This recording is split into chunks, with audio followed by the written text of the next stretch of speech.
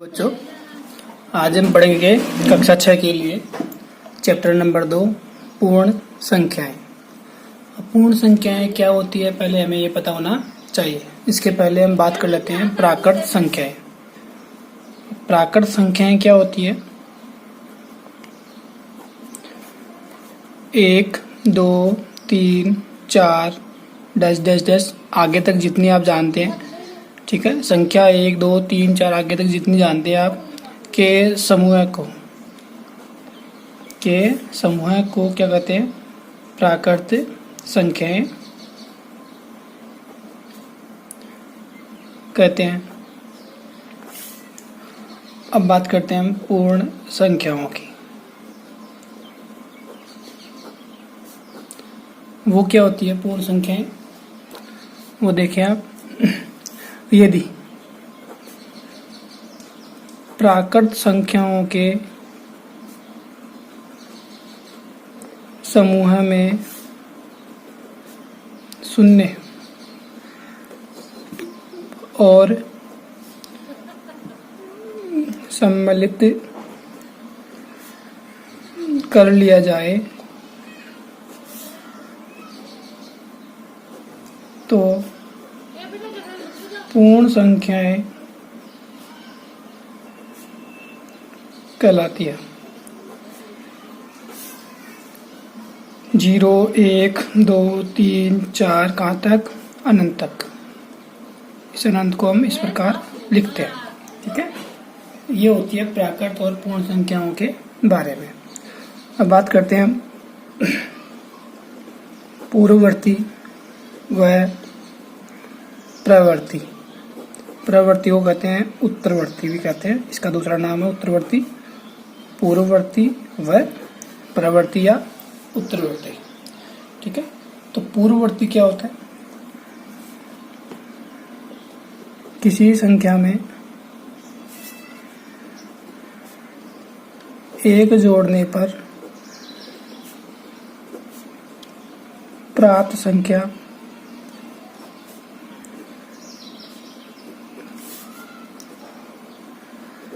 प्रवर्ती तथा एक घटाने पर प्राप्त संख्या पूर्ववर्ती संख्या कहलाती है।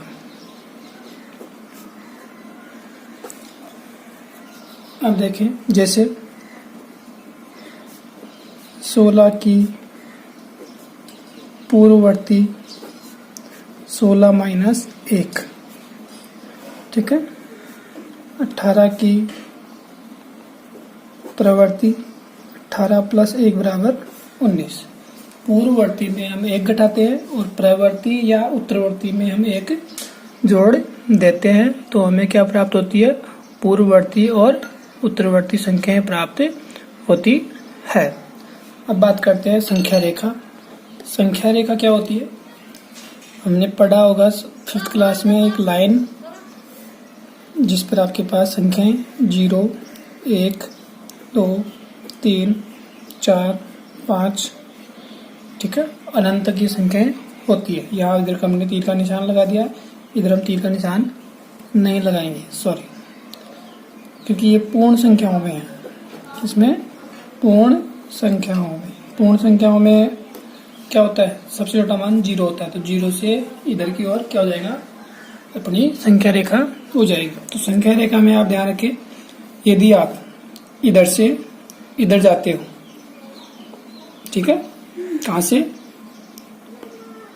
बाएं से दाईं ओर, तो मान बढ़ता है। और यदि इधर से इधर आओगे तो आप दाएं से बाईं ओर आने पर मान घटता है ना। ध्यान रखें, मतलब आप 0 से इधर जाओगे तो 1, फिर 2, फिर 3, फिर 4, मतलब 0 के इधर जो भी मान है वो क्या 0 से बड़े। और यदि आप यहाँ से इधर आओगे तो 4 से जो भी मान है ये वाले वो सारे क्या है, छोटे हैं। तो ये है पूर्ण संख्याओं के लिए संख्या रेखा। अब बात करते हैं संख्या रेखा पर योग। संख्या रेखा पर योग वो कैसे होगी? ये अपने पास संख्या रेखा है। कहाँ से स्टार्ट होगा? 0 से 1 2 3 4 5 6 7 8 आगे तक आप इसको ले जा सकते हैं। जितनी आवश्यकता होगी उतनी हम ले जाएंगे। थोड़ा सा ध्यान रखें, संख्या रेखा को आप पेंसिल की सहायता से बनाएं, पेंसिल और स्केल की सहायता से। और जो इनके बीच की दूरियां है वो क्या होनी चाहिए? लगभग बराबर होनी चाहिए। बराबर ही होती है वैसे, लेकिन आप स्केल की सहायता से बनाओगे तो एक बराबर दिखनी चाहिए। तो यहाँ हम योग की बात करते हैं, जैसे कि 5 या 5 प्लस 1 या 2 कर लेते हैं। इसमें 5 प्लस 2 कितना होता है? 7। अब आप पहले 5 पर जाएं, ये रहा 5। 5 प्लस 2 मतलब प्लस के लिए कहाँ जाना पड़ता है हमें? दाईं ओर। तो यहाँ लिख देंगे प्लस के 2। तो हम कहाँ पहुँच गए? 7 पर। तो इसका आंसर क्या हो गया? अपने पास 7 हो जाएगा। अब बात करते हैं संख्या रेखा पर व्यवकलन घटाना। तो कैसे घटा पाएंगे हम? जैसे हमने जोड़ा था सेम उसी प्रकार आप घटा लेंगे इसको। ये 0 1 2 3 4 5 6 7 8 9 10 और 11। तो हम कहें कि 10 में से आप घटाओ 3। तो पहले आप 10 पर जाओगे, कितना घटाना है? 3 घटाना है। तो 1 घट गया, 2 घट गया, 3 घट गया। तो हम कहाँ पहुँच गए? 3 कम। ठीक है, तो कितने कम हो गए अपने पास? कहाँ पहुँच गए हम? 7 पर। तो इसका क्या हो जाएगा? 7 आंसर आ जाएगा। तो घटाने को कम भी कहते हैं, जोड़ने को अधिक भी कहते हैं। तो इसका आप ध्यान रखें। इसी प्रकार आप इसी पर क्या कर लेंगे? हम गुणा भी कर सकते हैं। अब बात करते हैं प्रश्न वाला 2.1।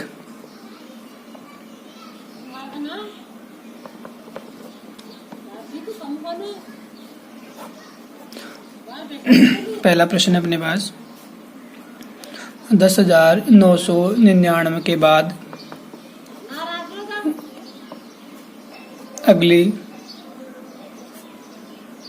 3 प्राकृत संख्याएं लिखिए। तो लिखने के लिए अपने पास हम क्या कर लेंगे? इनमें 1 जोड़ देंगे। तो ये अपने पास कितना हो जाएगा? 11,000। फिर 11,000 में 1 जोड़ दो, 11,001। और फिर 11,001 में 1 और जोड़ दें तो क्या हो जाएगा? 11,002। मतलब प्राकृत संख्याएं क्या होती है? हमने देखा था कि 1 2 3 4 इस प्रकार होती थी अपने पास। तो 1 2 3 4 मतलब आगे वाले नंबर का प्राप्त हो रहा है हमें पीछे वाले नंबर में 1 जोड़ने पर। तो यहाँ हम बाद की अगली 3 पूछी थी, इसलिए इसमें हमने 1 जोड़ा तो ये आ गया। इसमें 1 जोड़ेंगे तो ये आ जाएगा, इसमें 1 जोड़ेंगे तो ये आ जाएगा। मतलब इसके आगे की 3 संख्याएं ये आएगी। प्रश्न नंबर 2, 10,001 से ठीक पहले आने वाली 3 पूर्ण संख्या लिखिए। अब पहले आने वाली मतलब इसमें से हमें क्या करना पड़ेगा? घटाना पड़ेगा। तो इसमें से हम घटाते हैं तो 10,000। अब 10,000 में से भी 1 घटा दो तो कितना हो जाएगा? 9,999। फिर 9,999 में से 1 घटा दो तो 9,998। तो ठीक आगे आने के लिए तो प्लस का 1 और ठीक पहले आने का मतलब माइनस का 1। तो वो उत्तरवर्ती और परवर्ती का काम कर रहे हैं। प्रश्न नंबर 3, सबसे छोटी पूर्ण संख्या। पूर्ण संख्याओं का समूह कहाँ से स्टार्ट होता है? 0 से। तो 0 ही क्या है? उसकी सबसे छोटी संख्या है। ठीक है। और अब चौथा क्वेश्चन है, 32 और 53 के बीच कितने पूर्ण संख्या हैं?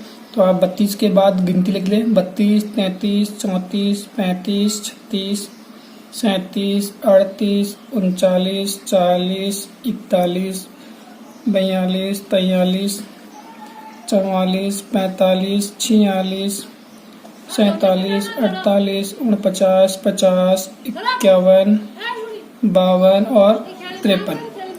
तो आप इसमें से गिन लें इनके बीच चाहिए, मतलब इन दोनों को हमें गिनना नहीं है। इनके बीच में कितनी है, 1 2 3 4 5 6 7 8 9 10 11 12 13 14 15 16 17 18 19 20।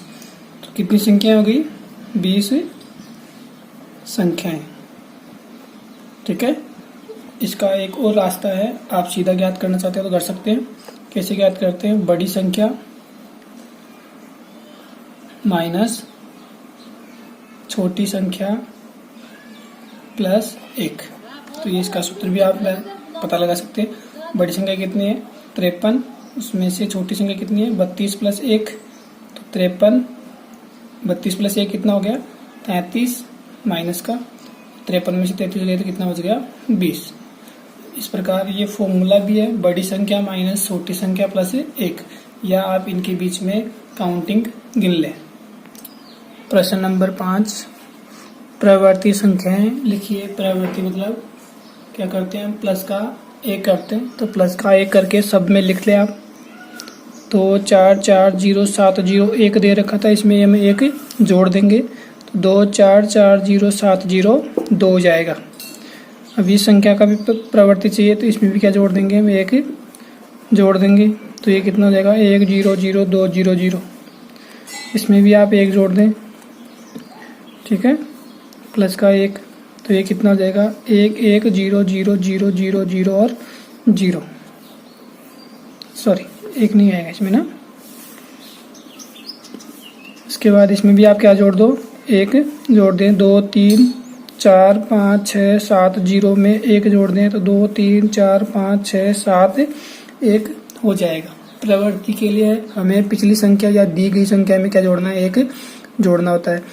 प्रश्न नंबर 6, पूर्ववर्ती संख्या लिखिए। पूर्ववर्ती के लिए क्या करना है, 1 घटाते हैं, 94 माइनस 1 कितना हो गया, 93।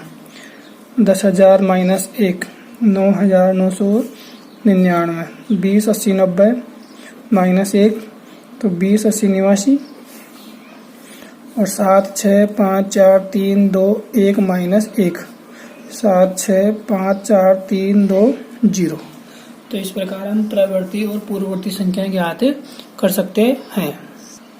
प्रश्न नंबर 7, प्रश्न नंबर 7 में आपको दे रखा है कि कौन सी संख्या रेखा में दी गई संख्या के बाईं ओर स्थित होगी। बाईं ओर का मतलब छोटी, मतलब इसमें कौन सी संख्या छोटी है और कौन सी संख्या बड़ी है। इसमें छोटे बड़े का साइन लगाना है, और चिन्ह कौन से होते हैं मेरे पास, ये वाले। ये किसका चिन्ह होता है, ये छोटे का, और ये किसका होता है, बड़े का। ठीक है, तो इसको आप इन दोनों के बीच में लगाना है। तो इन दोनों के बीच में लगाओ। आप पहले ये पता करें कि बड़ी कौन सी है, 530 या 503। ठीक है, तो ये आपके पास बड़ी कौन सी है, 530। तो जो बड़ी होगी उधर को आपको ये इस प्रकार लगाना है। अब ये 370 और ये 307, तो इसमें भी इस प्रकार आ जाएगा। इसकी बात करते हैं, 9 8 7 6 5 5 6 7 8 9। तो 1 2 3 4 5 1 2 3 4 5 5 5 अंकों की संख्या है। हमने पहले अध्याय में पढ़ा था कि जब पहले अंकों के अनुसार बड़ी छोटी प्राप्त करते हैं। यदि अंक समान है तो उसका लास्ट वाला अंक कितना है, 9। इसमें कितना है, 5, तो 9 बड़ा या 5, 9। ठीक है, और ये लास्ट वाला क्वेश्चन, इसको आप पहले ये देखें कि नंबर बराबर है क्या। 1 2 3 4 5 6 7 1 2 3 4 5 6 7 और 8। तो 8 नंबर की बड़ी होगी किसे, 7 नंबर की से। तो ये इस प्रकार हम इसमें लगा देंगे। क्वेश्चन नंबर 8, सत्य और असत्य कथन लिखना है। तो पहला प्रश्न अपने पास, शून्य सबसे छोटी प्राकृत संख्या है, हाँ या ना। प्राकृत की बात कर रहा है, तो प्राकृत संख्याओं में 0 नहीं होता है, तो इसलिए क्या जाएगा, सत्य पहले भाग में। दूसरा है अपने पास 400 संख्या 399 का पूर्ववर्ती है क्या। अरे 399 के पहले आता है क्या 400, नहीं आता, वो कहाँ आता है, बाद में। ठीक है, शून्य सबसे छोटी पूर्ण संख्या है। पूर्ण संख्या का ग्रुप कहाँ से समान स्टार्ट होता है, 0 से। तो आपके पास सबसे छोटी पूर्ण संख्या भी क्या होती है, 0। तो ये क्या है आपके पास, सत्य। चौथा है 600 संख्या 599 का प्रवर्ती है। क्या 599 में हम 1 जोड़ेंगे तो क्या 600 प्राप्त हो जाएगा? सत्य। पांचवा है, सभी प्राकृत संख्याएं पूर्ण संख्याएं हैं। प्राकृत संख्याएं कहाँ से स्टार्ट होती है अपने पास? 1 से लेके आगे अंकों तक। पूर्ण कहाँ से होती है? 0 से 1 भी होता है, उसमें 2 3 है ना। तो 1 2 3 किस में प्राप्त हुआ हमें? पूर्ण संख्याओं में भी होता है 0 के साथ। तो ये क्या हो जाएगा? सत्य कि सारी पूर्ण संख्याएं सारी प्राकृत संख्याएं क्या होती है? पूर्ण संख्याएं भी होती है। और इसका आगे वाला क्वेश्चन है आपके पास, सभी पूर्ण संख्याएं प्राकृत संख्याएं है। सभी पूर्ण संख्याएं प्राकृत नहीं होती है, क्योंकि पूर्ण संख्याओं में क्या होता है? 0 आ जाता है, और 0 किस में नहीं होता? प्राकृत में नहीं होता। इसके आगे वाला देखते हैं, 2 अंकों की पूर्ण संख्या का पूर्ववर्ती 1 अंक की संख्या कभी नहीं हो सकती। ये कह रहा है कि 2 अंकों की कोई संख्या है, मान ली हमने पास 10 है, ठीक है। पूर्ण अंकों की संख्या कितनी है अपने पास? 10। इसकी पूर्ववर्ती याद करो, पूर्ववर्ती 1 घटाओ इसमें से, तो कितना हो गया? 9, ठीक है। तो ये क्या 1 अंक नहीं आया क्या? ये 9 आया है, वो 1 अंक या 2? 1 अंक है। तो ये कह रहा है कि क्या कभी भी 1 अंक नहीं हो सकता? अरे यदि हम 11 लेते हैं तब 1 घटाते कितने आते हैं? 2 अंक। लेकिन अपने पास सबसे 2 अंकों की छोटी संख्या कौन सी? 10। 10 में से 1 घटा के देखा तो कितना आया? 9 आया है। 9 में कितना अंक है? 1। तो ये क्या हो जाएगा? असत्य। पूर्ववर्ती 1 अंक की संख्या कभी नहीं हो सकती। इसने पहले ही काट दिया है, होती है। तो ये कथन जो है वो क्या है? असत्य है, ठीक है। होती है, लेकिन इसने कहा है कि नहीं होती है, तो वो क्या हो जाएगा? जो कथन है वो क्या है? गलत है। 1 सबसे छोटी पूर्ण संख्या है। सबसे छोटी पूर्ण संख्या क्या होती है? 0। तो इसलिए 1 नहीं होती। 9वां है अपने पास, प्राकृत संख्या 1 का कोई पूर्ववर्ती नहीं होता। प्राकृत संख्या 1 का कोई पूर्ववर्ती नहीं होता। अरे 1 में से आप 1 घटाओ तो क्या आता है? 0 होता है, लेकिन ये कथन क्या दे रखा है आपको? गलत, ठीक है, कि प्राकृत संख्या 1 का कोई पूर्ववर्ती नहीं होता, होता है, ठीक है। तो ये कथन क्या है इसका? गलत है। आगे वाला क्वेश्चन है अपने पास, पूर्ण संख्या 1 का कोई पूर्ववर्ती नहीं होता। ये क्या हो जाएगा? सत्य। 1 का भी पूर्ववर्ती होता है, ठीक है। प्राकृत हो चाहे पूर्ण हो, प्राकृत की बात कर रहा है। अब आगे देखें, पूर्ण संख्या 13 संख्याओं 11 और 12 के बीच में है क्या? अगर 11 और 12 के बीच में क्या आता है? कुछ नहीं आता ना, पूर्ण और प्राकृत संख्याओं में से। तो ये 13 के 11 और 12 के बीच में नहीं, ये क्या हो जाएगा? असत्य है। इसके बाद पूर्ण संख्या 0 का कोई पूर्ववर्ती नहीं होता। और 0 का कोई पूर्ववर्ती नहीं होता, सत्य।